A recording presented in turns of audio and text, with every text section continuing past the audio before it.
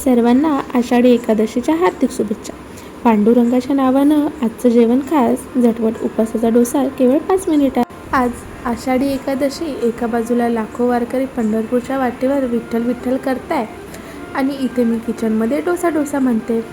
पण का नाही म्हणायचंय? उपासाचा डोसा पण एक भक्ती आहे, कारण तो प्रेमाने मन लावून बनवतो ना. चला तर मग बनवूया एकदम हटके आणि सात्विक उपासाचे थाळ.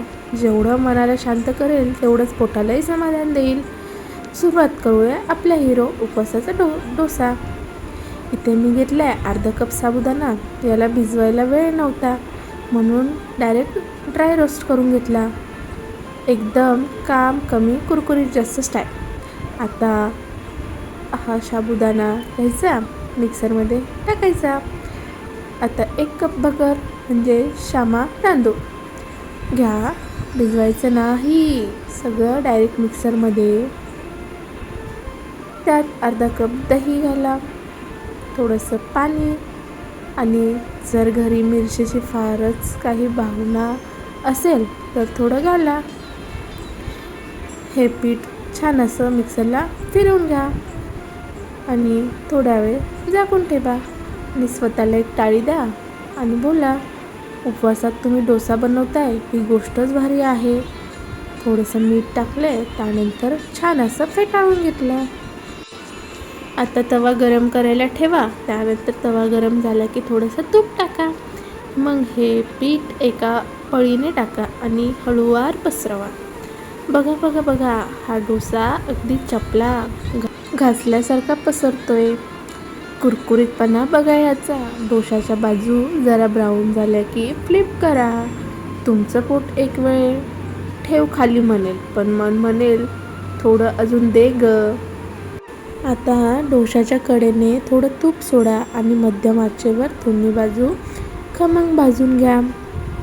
बघा हा डोसा कसला सुंदर कुरकुरीत झाला आहे.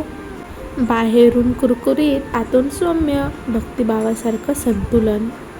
आता डोशाच्या जोडीला पाहिजे ना एक पार्टनर, तर चला करूया झणझणीत उपासाची बटाटा भाजी.